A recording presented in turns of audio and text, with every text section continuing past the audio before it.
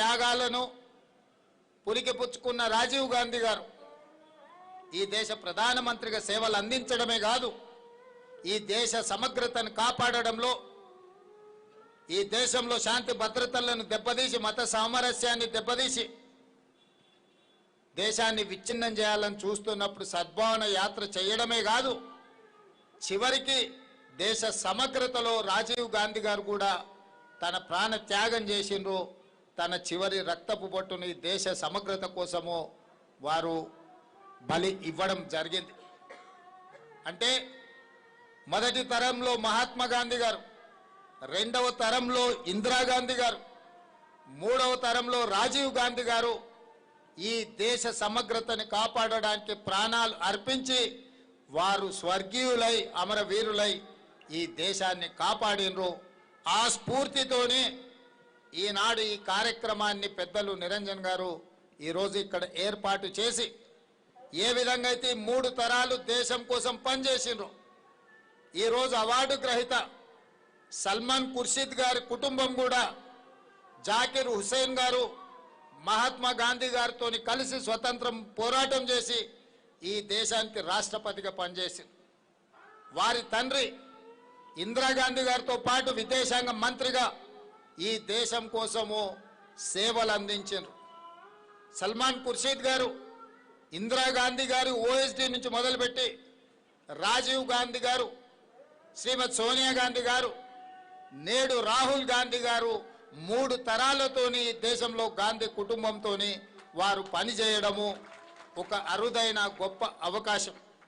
ఇప్పుడు పెద్దలు ఉత్తమ్ కుమార్ రెడ్డి గారు చెప్పినట్టు విదేశాంగ శాఖ వాళ్ళ తండ్రి గారు నిర్వహిస్తే తిరిగి మళ్ళీ వారు ఆ బాధ్యతను నిర్వహించారు.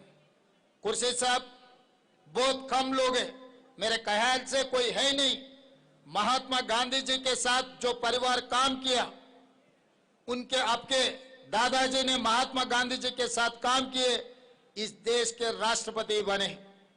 आपके पिताजी ने श्रीमती इंदिरा जी के साथ काम किए, एक्सटर्नल अफेयर्स मिनिस्टर के पोजीशन में काम किए, और आप इंदिरा जी, राजीव जी, सोनिया जी, आज राहुल गांधी जी तक इतने साल इतने परिवारों से आप काम किए, आप तीसरी लाइन पे इस देश में गांधी परिवार के साथ काम किए। इस देश में मेरे ख्याल से गांधी परिवार के अलावा 3 जनरेशन इस देश के लिए काम किए सो कोई परिवार नहीं है। आज मैं बहुत खुशी से गर्व से कहना चाहता हूं, जो अवार्ड आपको दिए यह बहुत कीमती है। ये अवार्ड आपको नहीं, जो अवार्ड का नाम आज देश भर इसका रोशन लागू करने वाले हैं, क्योंकि कभी कभी अवार्ड किसी को रिकॉग्नाइजेशन देते, कभी कभी किसी को अवार्ड दिए तो अवार्ड को कुछ पहचान आ जाते। आज राजीव सद्भावन अवार्ड को इस देश में पहचान मिलने वाले हैं, क्योंकि आपके दादा, आपके पिताजी और आप इस देश की सेवा में आप लोग काम किए। हम लोग आज जो ये जिम्मेदारी से जो काम किए, एक तो गुजारिश है मेरे तरफ से, राजीव गांधी जी ने जब 21 साल था वोट हक, राजीव गांधी जी ने युवाओं को वोट देने के लिए 18 साल कर दिए कॉन्स्टिट्यूशनल अमेंडमेंट से। मगर जिस दिन 21 साल वोट का हक थे, तब एमएलए एमपी चुनाव लड़ना है तो 25 साल थे। मगर आज के तारीख में 21 साल में आईएएस आईपीएस बनकर इस जिले को, इस देश को चला रहे, तो तब एमएलए क्यों नहीं बन सकते 21 साल में? जब वोट हक था 21 साल, तब चुनाव लड़ने के लिए 25 साल लागू किए, कानून किए थे।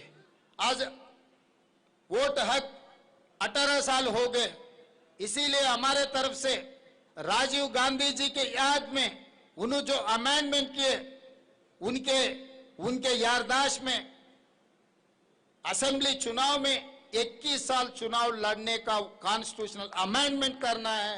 हमारे तरफ से, तेलंगाना के तरफ से आने वाले दिनों में असेंबली में ये रेजोल्यूशन पास करके आपको जिम्मेदारी देंगे।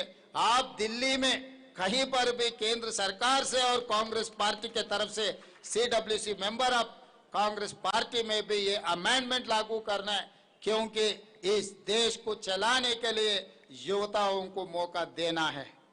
क्योंकि आज अच्छे अच्छे स्कूलों में पढ़ रहे बच्चे लोग जब आईएएस बन सकता है, जब आईपीएस बन सकता है, जिलों को चला सकते और देश को चला सकते, क्यों एमएलए नहीं बन सकते? इसीलिए मैं ये मंच पे राजीव गांधी जी को याद करते हुए मैं आपको यही गुजारिश है, 21 साल वो चुनाव लड़ने के लिए एमएलए का जो कॉन्स्टिट्यूशनल अमेंडमेंट के लिए आप जिम्मेदारी लिए तो हम खुशी हो जाएंगे। यहाँ सब लोग उसके लिए इंतजार कर रहे हैं। ये जिम्मेदारी हम लोग आपको दे रहे हैं। ఈ రోజు రాజీవ్ గాంధీ గారి స్ఫూర్తితో, ఇందిరాగాంధీ మహాత్మా గాంధీ గారి స్ఫూర్తితో దేశాన్ని తిరిగి విచ్ఛిన్నం చేయాలని కొన్ని మతశక్తులు ప్రయత్నం చేస్తున్నప్పుడు మన నాయకుడు రాహుల్ గాంధీ గారు కన్యాకుమారి నుంచి కశ్మీర్ వరకు పాదయాత్ర చేసి 150 రోజులు 4000 కిలోమీటర్లు మండు టెండల్లో మంచు కొండల్లో రాహుల్ గాంధీ గారు పాదయాత్ర చేశారు. ఆ పాదయాత్రలో భాగంగానే రాహుల్ గాంధీ గారు ఇక్కడికి వచ్చారు చార్మినార్ దగ్గరికి. భారత్ జోడో యాత్రలో భాగంగా రాహుల్ గాంధీ గారు ఇక్కడికి వచ్చి ఎక్కడైతే రాజీవ్ గాంధీ గారు జెండా ఎగరేసినరో ఈ దేశ శాంతి భద్రతల కోసం, మత సామరస్యాని కోసం రాహుల్ గాంధీ గారు కూడా ఇక్కడనే జెండా ఎగరేసి ఇక్కడ ప్రజలకు మాట ఇచ్చిండు. తెలంగాణ రాష్ట్రంలో మీరు ప్రభుత్వాన్ని తీసుకురండి, మత సామరస్యాన్ని కాపాడడమే కాకుండా ఎస్సీ ఎస్టీ బీసీ మైనారిటీల యొక్క హక్కులను కాపాడతాం, వాళ్ళని అభివృద్ధి పదం వైపు నడిపిస్తాం, సంక్షేమ పథకాలను వాళ్ళకు అందిస్తామని చెప్పి ఈ వేదిక నుంచే రాహుల్ గాంధీ గారు చెప్పడం జరిగింది. వారు ఇక్కడి నుంచి భారత్ జోడో యాత్ర చేయడం జరిగింది. అందుకే ఈనాడు వారిని స్ఫూర్తిగా తీసుకొని తెలంగాణ రాష్ట్ర ప్రభుత్వం ఎస్సీ కేటగరైజేషన్ చేయడమే కాదు, బీసీ కులగణన 100 సంవత్సరాల సమస్యకు ఈనాడు మనం పరిష్కారం చూపించడం జరిగింది. సంక్షేమ పథకాల గురించి పెద్దలు షబ్బీర్ అలీ గారు, ఉత్తమ్ కుమార్ రెడ్డి గారు, మహేష్ గౌడ్ గారు పూర్తిగా వివరాలను మీకు చెప్పడం జరిగింది. నేను చెప్పాల్సిన అవసరం లేదు. నా యొక్క మనవి ఒక్కటే, కుట్రలు కుతంత్రాలను చేసే వాళ్ళను తిప్పికొట్టాలి. జరగబోయే ఎన్నికల్లో ఈరోజు చీలిక తీసుకురావాలని కేంద్రంలో ఉన్న పార్టీకి బి టీమ్గా మారి మొన్న జరిగిన పార్లమెంట్ ఎన్నికల్లో మీరు చూడండి, మహబూబ్ నగర్, చేవెళ్ళ, సికింద్రాబాద్, మెదక్, మల్కాజిగిరి, కరీంనగర్, ఆదిలాబాద్, నిజామాబాద్ 8 సీట్లలో బీఆర్ఎస్ పార్టీకి డిపాజిట్ జప్తు అయితే బీజేపీ ఆ 8 సీట్లను గెలిచింది. అసెంబ్లీ ఎన్నికలప్పుడు 37% ఓట్లు వచ్చిన బీఆర్ఎస్ కరెక్ట్ 4 నెలల్లో పార్లమెంట్ ఎన్నికలు జరిగితే 15% పడిపోయింది.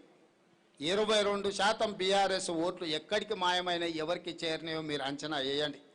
ఎవరి మధ్యలో అవగాహన ఉన్నది, ఎవరిని ఎవరు బలపరుస్తున్నారు. ఇవాళ జూబ్లీ హిల్స్లో కూడా అదే తతంగాన్ని ఈరోజు కొనసాగించాలనే కుట్ర జరుగుతుంది. చీకటి ఒప్పందాలు ఉన్నాయి.